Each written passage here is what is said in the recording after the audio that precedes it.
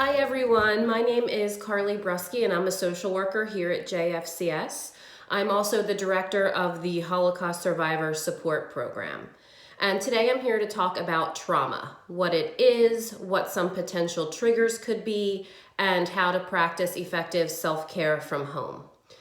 Trauma is a very heavy and tough topic to talk about, even in the most normal of times. I understand that, so even hearing the word trauma right now could feel overwhelming. But I do think that the more we acknowledge trauma, understand it, and understand the complexities around it, the better equipped we are to support ourselves and one another. So thanks for joining me today. What is trauma?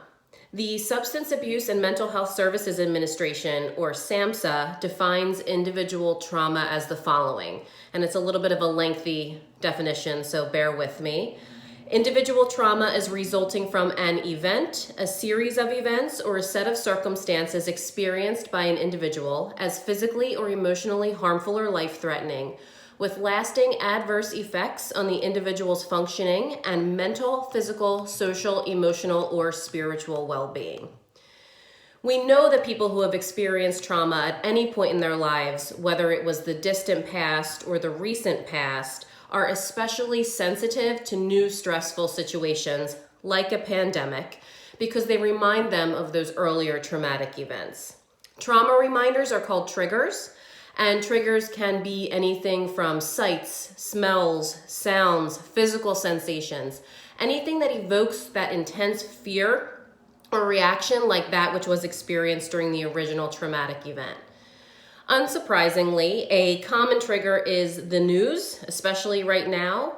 So for example, if someone is watching the news and sees images of a packed hospital full of sick people or those who have passed away, that could be a trigger.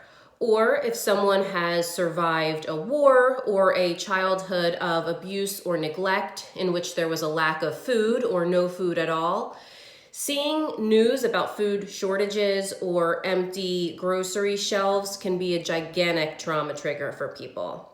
Triggers cause someone to feel like they're reliving that trauma in every sense of the negative experience.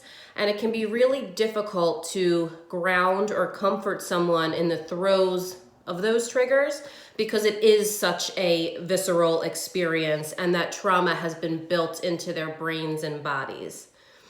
So how do we take care of ourselves and others? 73% of JFCS staff say they practice self-care at work by taking little breaks and taking the time to chat with their coworkers.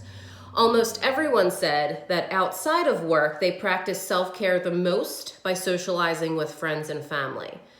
So we know that connecting virtually right now is not the same as seeing our loved ones in the flesh, but there are a lot of creative platforms coming out of this pandemic that are helping people feel connected. For example, there's all kinds of Zoom calls. Some gyms are putting free online classes up. Universities are putting free online classes up. I know a lot of people are using the app House Party to have virtual parties and get-togethers and work out together. Facebook Live has a rich library of content that they're streaming now. So depending on what you need and what you want, it's becoming more and more readily available online. You just have to search for it. 45% of staff say they like to listen to music to decompress. Right now, NPR is streaming live concerts. Live from Philly on Instagram is also streaming live shows. They have a whole plethora of DJs, musicians, bands. There's online dance parties happening. So there's a lot of variety around music online at the moment. 62% of staff say they feel like they're taking care of themselves the most outside of work by disconnecting from work.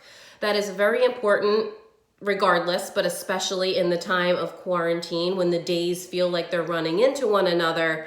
If you have the opportunity and the means, try to make your workspace separate from your living space where you relax or where you sleep. That can be really helpful.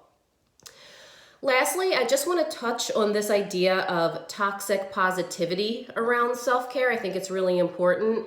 Right now, we're seeing a lot, especially on social media, of content that's saying, in this time of isolation, you should learn a new language or learn how to play a musical instrument.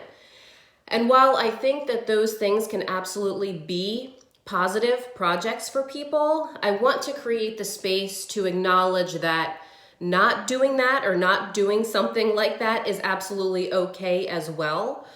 Adding the responsibility of a new hobby or making people feel like they're unproductive if they're not taking something like that on is what we want to avoid. That can be very stressful and even harmful to people. So show yourself some self-love and do what you want and do what you need. If that's exercising, great.